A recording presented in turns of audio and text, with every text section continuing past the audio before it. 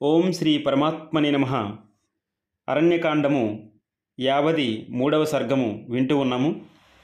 రావణుడు సీతాదేవిని ఆకాశ మార్గమున తీసుకుని పోవుచుండగా సీతాదేవి భయముతో మిగులు కంపించుచు ఎంతో దుఃఖమున మునింగి వెక్కి వెక్కి ఏడ్చుడిచే ఆమె కన్నులు ఎరుపెక్కను.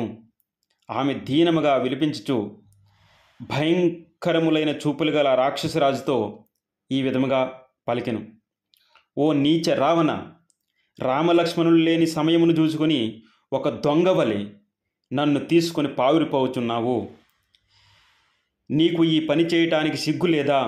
ఓ దుర్మార్గుడా, నన్ను అపహరింపదలచి నా భర్తకు భయపడి ఒక మాయా మృగరూపము సహాయముతో నన్ను దూరము చేసితివి. మామగారికి ప్రియమిత్రుడైన జటాయువు ఒక ముసలి పక్షిని చంపి నువ్వు ఏమి సూర్యుడవు? ఓ రాక్షస సాధమా, యుద్ధరంగమును నీ పేరు ప్రకటించుకొని రఘువీరులతో సరిపోల్చుకుంటున్నావు.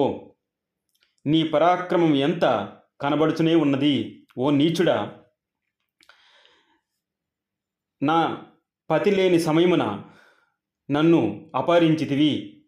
ఈ నికృష్ట పని చేసితివి. నీది ఏమి పరాక్రమము? నిన్ను ఈ లోకంలో వీరులెల్లరను చీ చీ అని నీచమైన దానిగా చెప్పుకొందురు.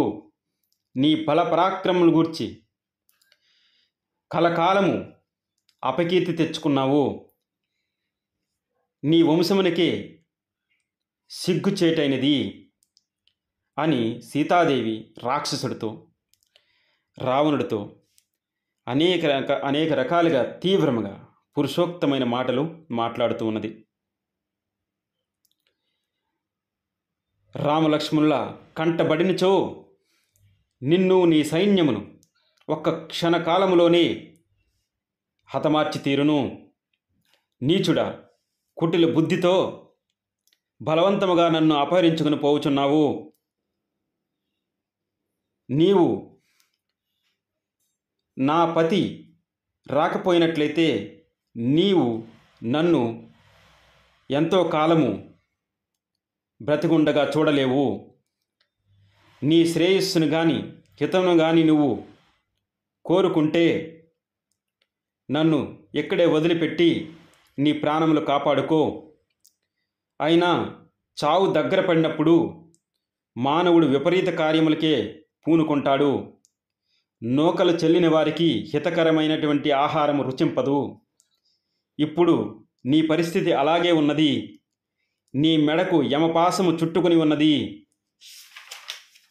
నిజముగా భయపడవలసిన విషయమునందు నీవు భయపడట్లేదు. దీన్ని బట్టి చూడగా నువ్వు ఎక్కువ కాలము జీవించి ఉండుట కష్టము అని సీతాదేవి రావణుడితో అంటూ ఉన్నది. కసాయివాడైన నీవు మహాత్ముడైన ఆ శ్రీరామునకు అపకారము చేయుచున్నందుకు కాలకూట విషయమును త్రాగిన మరణించుట తథ్యము. ఓ రావణ, నీవు నివారింపశక్యము కాని యమపాసముసే బంధింపబడితివి. మహాత్ముడైన శ్రీరామునకు భయపడుచు నీవు ఎక్కడికి వెళ్ళలేవు, దాక్కునలేవు, మనశ్శాంతిగా ఉండలేవు. ఆనాడు దండకారణ్యమునందు తమ్ముని తోడు లేకుండగానే కరుడు మొదలగు 14,000 మంది రాక్షస యోధులను ఒక్క నిమిషములోనే చంపివేశను. నిన్ను కూడా ఆ విధముగానే శ్రీరాముడు చంపివేశను. చంపకుండా నిన్ను వదిలిపెట్టడు. రావణుని ఆధీనములో ఉండుటచే మిగుల భయశోకములకు లోనై ఉన్న ఆ వైదేహి ఇట్లు వివిధములైన పురుష వచనములను పలుకుచు విలపించెను. మిక్కిలి ఆర్తికులవనైన సీతాదేవి విలపించుచు ధైన్యముతో జాలిగొలుపునట్లు బహువిధముగా వచించెను. అయినను ఆమె మాటలను లెక్క చేయక భయకంపితి అయి దయనీయంగా మెలుకులు తిరుగుచున్న రాజకుమారిని ఆ పాపాత్ముడు రావణుడు తీసుకుని పోవుచునే ఉండెను. ఇత్యార్ష శ్రీమద్ రామాయణ వాల్మీకి ఆది కావ్యే అరణ్యకాండే 53 సర్గ. 53వ సర్గము సమాప్తమైంది. ఇప్పుడు 54వ సర్గము విందాం. ఇలా రావణుని చేతిలో అపహరణకు గురైన సీతాదేవి ఇంకా ఆదుకుని వారు ఎవ్వరూ కనిపించటం లేదు. ఇంతలో ఒక పర్వతము శిఖరము పైన 5 వానర ప్రముఖులు ఆమెకి కంటబడిరి. అంతటా ఆ విశాలాక్షి తన పట్టు ఉత్తరీయపు కొంగున మంగళకరములైన కొన్ని ఆభరణమును మూటగట్టి వారి మధ్య పడినట్లుగా వదిలెను. ఒకవేళ శ్రీరాముడు అటువైపుగా వారి కడకు వచ్చినట్లయితే, వారిని తటస్థించినట్టయితే ఈ సొమ్ములను గుర్తించి నా అపహరణ విషయమును వారు ఆయనకు తెలుపుదురు అని ఆమె భావించి ఆ విధముగా చేసెను. సీతాదేవి తన ఆభరణమును వస్త్రమును మూటగట్టి పడవేసిన విషయమును రావణుడు గమనింపలేదు. దూరముగా ఉన్న వస్తువులను కానీ వ్యక్తులను కానీ స్పష్టంగా చూడగల వానరులు రామా రామా అని బిగ్గరగా విలిపించుచున్న ఆ సీతాదేవిని దేవతల వలె రెప్పలార్పక చూచిరి. ఆ సీతాదేవిని రావణుడు ఎత్తుకుపోతూ ఉన్న విషయాన్ని ఆ వానర ప్రముఖులు దూరముగా ఉన్నవి చాలా స్పష్టంగా చూస్తారంట. ఇక్కడ చెప్పబడింది అలా చూశారంట. వాళ్ళు విలపించుచున్న సీతాదేవిని తీసుకుని ఆకాశ మార్గమున రాక్షసరాజైన రావణుడు పంపా సరస్సును దాటి లంక వైపుగా తన ప్రయాణము కొనసాగించెను.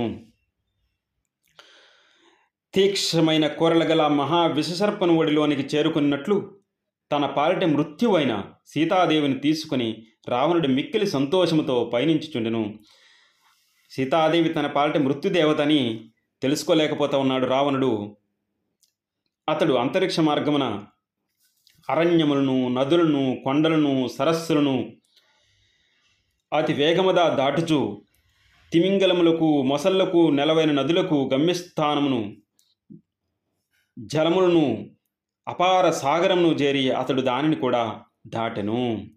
రావణుడు సీతాదేవిని అపహరించుకుని వచ్చేటి చూచి సముద్రుడు మిక్కిలి క్షోభపడెను. సముద్రం దాటుతూ ఉంటే సముద్రుడు కూడా బాధపడ్డాడంట. తరంగములు సుడులు తిరిగెను, అందలి మత్స్యములు మహాసర్పములు భయముతో లోపలే దాగుకొనెను. ఈ విధముగా రావణుడు